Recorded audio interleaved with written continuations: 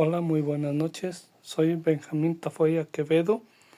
Estoy cursando el Derecho, más bien el módulo de Derechos Humanos en el ámbito internacional.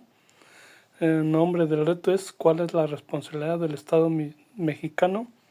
El nombre del asesor es Diana Patricia Josefina Orcasitas Hernández.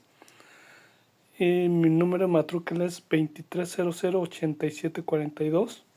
Fecha de elaboración es hoy. Bueno, paso a explicarles lo que yo entendí del caso número 1, que viene siendo la pregunta: ¿consideras que existe responsabilidad por parte del Estado mexicano en el caso número 1? Y mi respuesta es: efectivamente, así es. El Estado mexicano tiene responsabilidad, la cual consiste en argumento y fundamenta tu respuesta. Sí, existe responsabilidad internacional por parte del Estado mexicano y puede sostenerse en base a la Convención Americana sobre Derechos Humanos y la jurisprudencia de la Corte Interamericana de los Derechos Humanos. Los actos derivados del reclamante atribuyen al Estado mexicano, ya que el personal de seguridad pública incurrió en burlas y tratos degradantes. 2. El fiscal, la Comisión Estatal de Derechos Humanos, el Poder Federal omitieron actuar conforme al derecho internacional de los derechos humanos. El Estado responde por las acciones y omisiones de todos los agentes sin importar su jerarquía. Los derechos humanos son vulnerados. En concreto, se trata de una libre expresión y libertad religiosa establecida en los artículos 12 y 13 de la Convención Americana sobre Derechos Humanos, la cual dice, el artículo 12, toda persona tiene derecho a la libertad de conciencia y religión. Este derecho implica la libertad de conservación su religión o sus creencias, o de cambiar de religión o de creencias, así como la libertad de profesar y divulgar su religión en sus creencias individuales, colectivas, tanto públicas como privadas. 2. Nadie puede ser objeto de medidas restrictivas que puedan menoscabar la libertad de conservación de la religión. El artículo 13, que es referente a la libertad de pensamiento y de expresión, dice a la letra: toda persona tiene derecho a la libertad de pensamiento y de expresión. Este derecho comprende la libertad de buscar, recibir, difundir información e ideas de toda índole sin consideración de fronteras, ya sea oralmente, por escrito o en forma expresa o artística, por cualquier otro procedimiento de su elección. 2. El ejercicio del derecho previsto en el inciso precedente no puede estar sujeto a previstos de censura, sino responsabilidad ulteriores, las que deben estar expresamente fijadas por la ley y, de ser necesario, asegurar. Inciso A. El respeto a los derechos, a la reputación de los demás. B. La protección de la seguridad nacional, el orden público, la salud o la moral pública.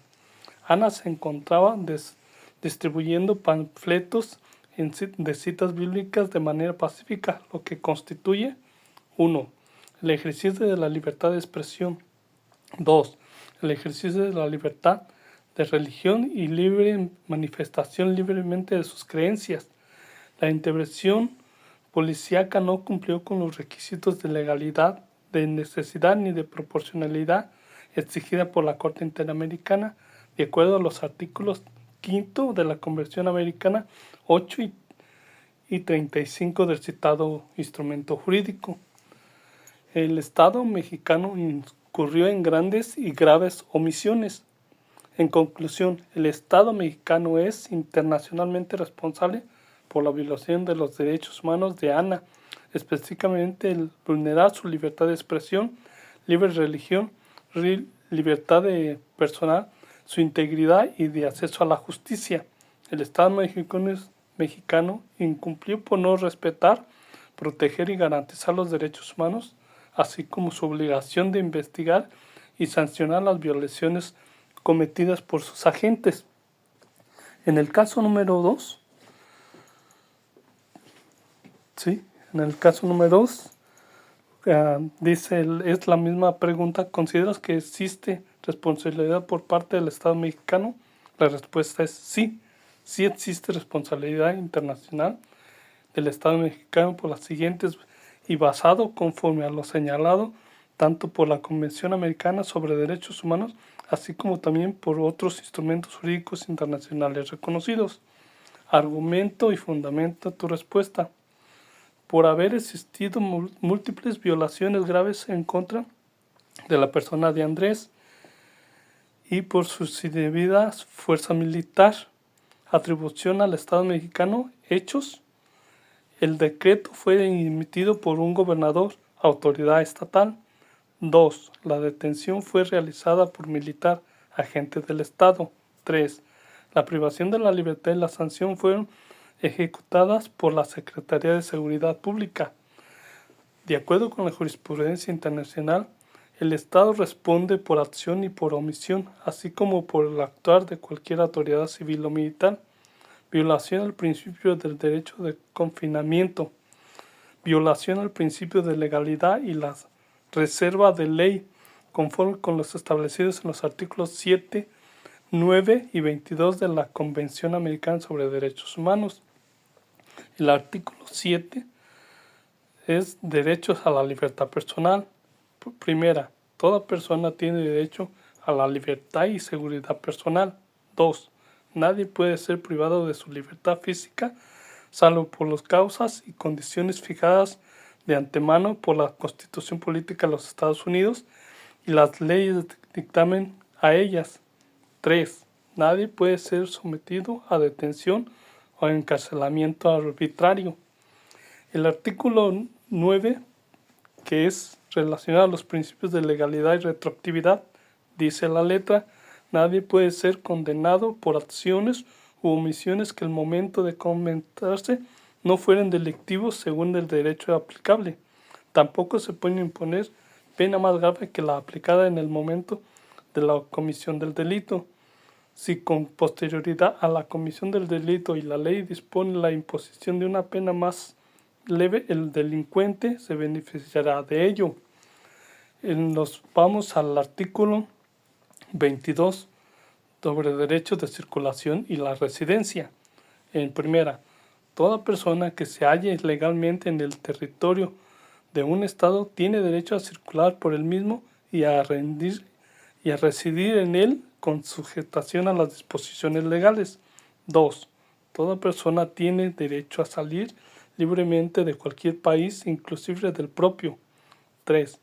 El ejercicio de los derechos anteriores no puede ser restringido sino en virtud de una ley, en la medida dispensable de una sociedad demócrata, para prevenir infracciones penales o para proteger seguridad nacional, la seguridad o el orden público, la moral o la salud pública o los derechos y libertades de los demás. El gobernador no tiene competencia para imponer arrestos administrativos de este tipo. 2. Violación al derecho de libre tránsito, artículo 22 del ya citado ordenamiento.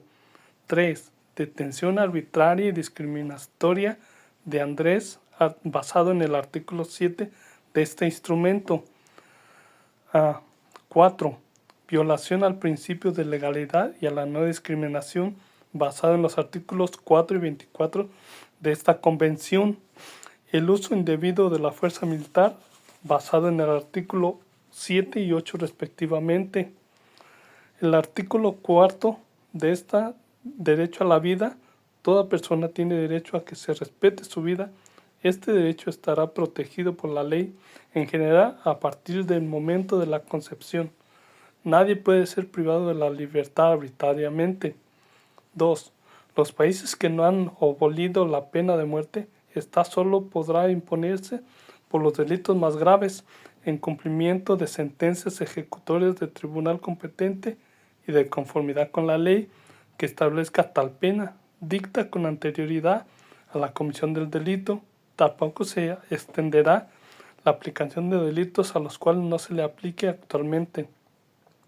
Y yéndonos al artículo 8, en las garantías judiciales, dice: Toda persona tiene derecho a ser oída con las debidas garantías y dentro de un plazo razonable por un juez o un tribunal competente, independientemente e imparcial, estableciendo la anterioridad por la ley en la sustanciación de cualquier acusación penal formulada contra ella o por determinación de sus derechos y obligaciones del orden civil, laboral, fiscal o de cualquier otro carácter.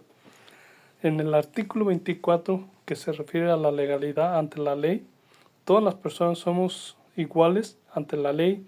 En consecuencia, tiene derecho sin discriminación e igualdad de protección a la ley. Una vez que haya respondido las preguntas, nos basamos a la conclusión para terminar. Y la conclusión es la siguiente. En conclusión, el abuso de autoridad se configura cuando un servidor público actúa fuera del marco de sus atribuciones legales, empleando el poder del Estado de manera arbitraria, exceso o desproporcionalidad con la vulnerabilidad de los derechos humanos.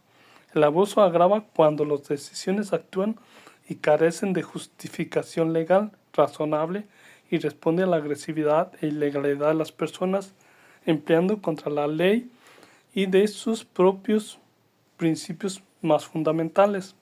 El uso indebido de las fuerzas militares ocurre cuando éstas participan en funciones de seguridad pública sin cumplir con los criterios de cesabilidad, subordinación, complementariedad, regulación y fiscalización.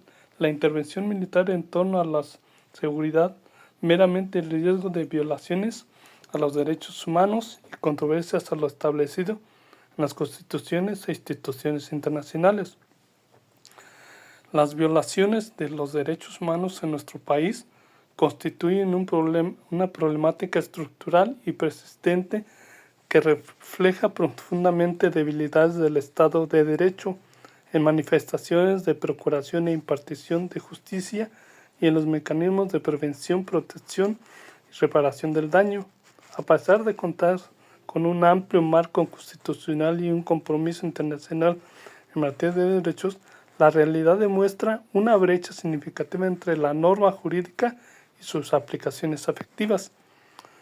Fenómenos como la violación generalizada, la desaparición forzada, la tortura, las ejecuciones extrajudiciales, la discriminación, la desigualdad social y la impunidad sistemática afectan gravemente la seguridad social y jurídica de la sociedad.